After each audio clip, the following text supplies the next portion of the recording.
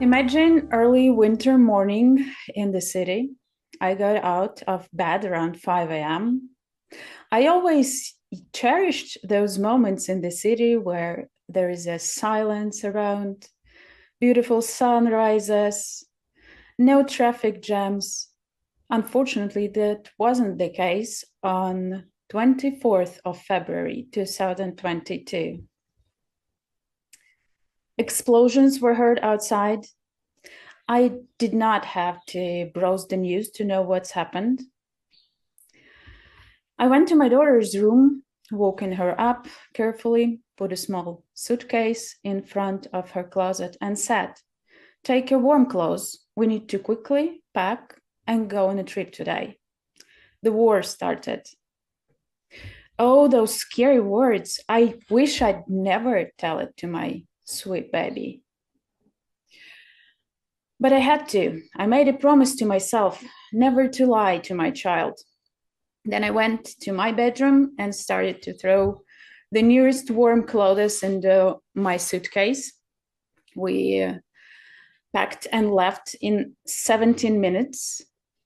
And all of this did not fit into my well-built reality worked out according to all the laws of time management I knew at that moment. After all, on February 23rd, 2022, I knew for sure that there would be no war at all. That on Friday, I will have an important meeting for me. And on Saturday, with my friend, we would run an perfumery event we've been preparing for months. Oh, and pretty soon, I'd have to pass an assessment in coaching. This is kind of an exam which one has to take to confirm and verify professional skills in coaching.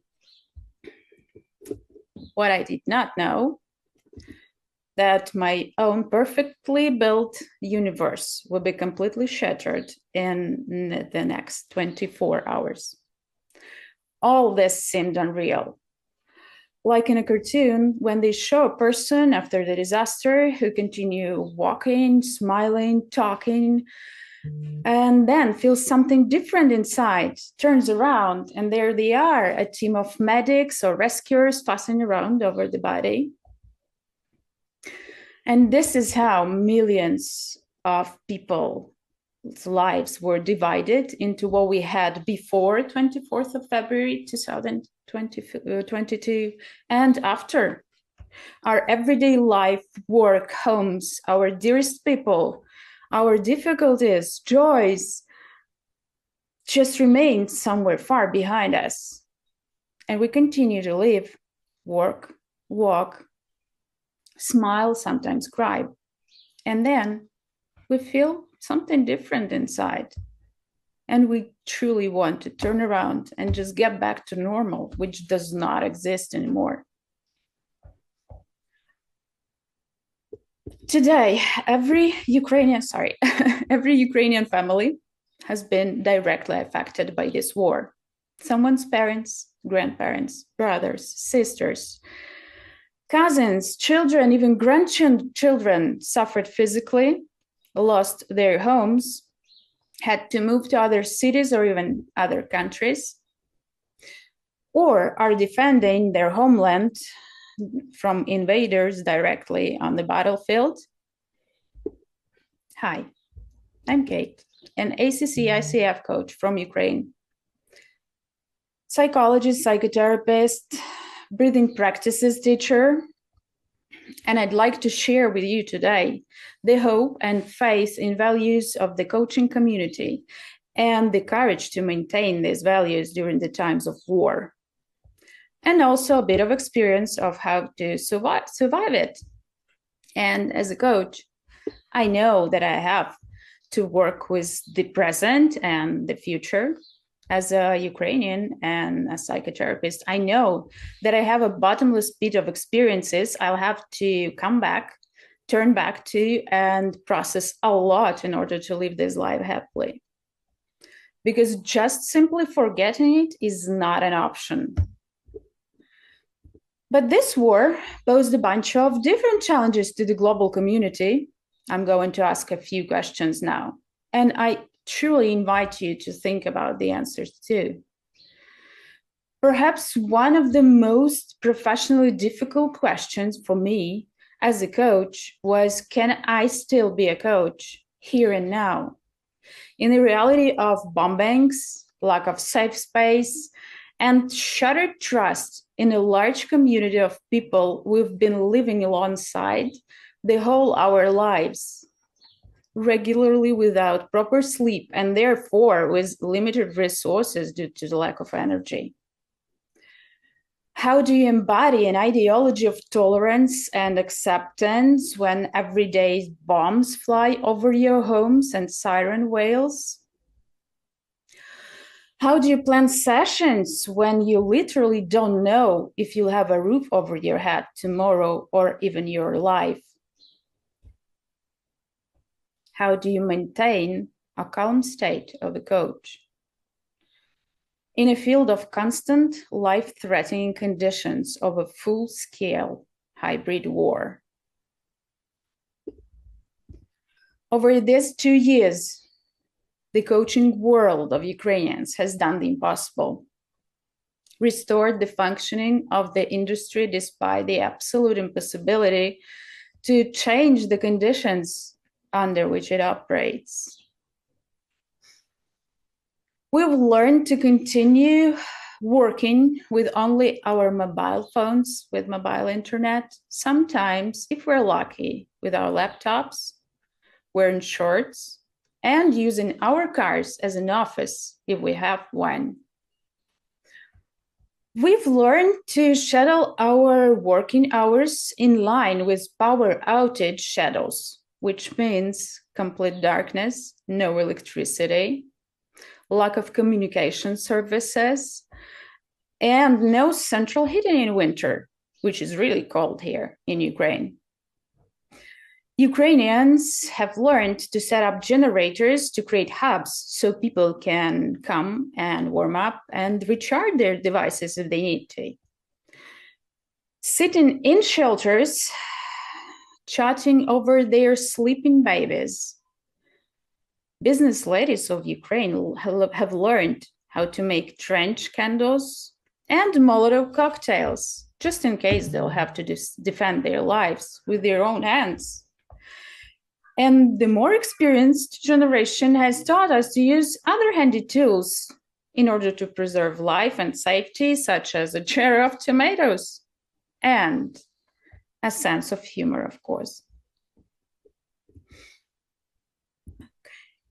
But when all of this started, the first question that arose in my consciousness was, well, what about coaching now? Who's going to need it now? And when the initial shock passed and the more professional, more stable, and more dedicated parts of me emerged, other questions arose. Is it ethical to be a coach according to the standards of the international community when one part of the world is physically trying to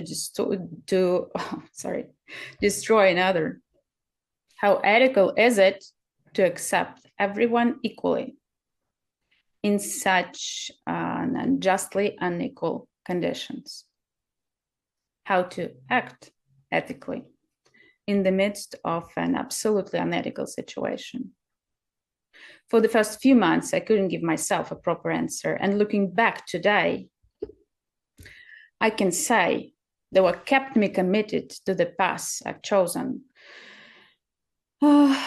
was that I already invested 1.5 years of my life into it, and more than 200 hours of trainings, practice, and of course, my colleagues' support, who despite the absolute chaos around, continued to believe in me.